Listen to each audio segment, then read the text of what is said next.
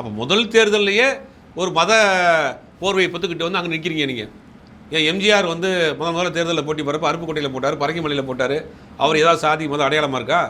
அண்ணா போட்டி போகிறப்ப அவர் ஏதாவது சாதி மத அடையாளத்தில் போட்டி போட்டாரா?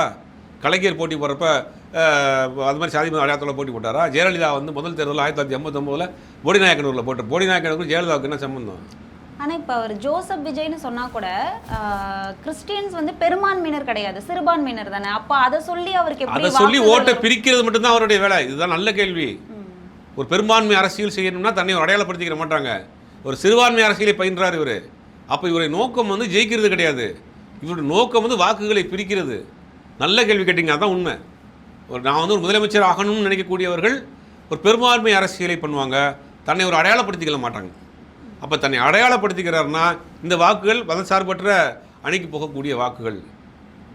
இதை வந்து தான் பக்கம் திருப்புறாரு. நானே ஒரு முதலமைச்சர் வேட்பாளர், எனக்கு போடுங்க. அது தன்னை முன்னிலைப்படுத்தி வாக்குகளை சீரழிக்கக்கூடிய வேலை தான் விஜய் வச்சு செய்கிறாங்க. பாஜக ஒவ்வொரு தேர்தலையும் ஒருத்தர் இறக்குவாங்க.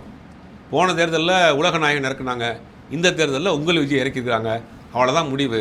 தேர்தல் முடிஞ்ச பிறகு அவர் தூக்கி போட்டுருவாங்க. இந்த கேம்பெயினுக்கு ஒரு யூஸ் பண்ணுவாங்க.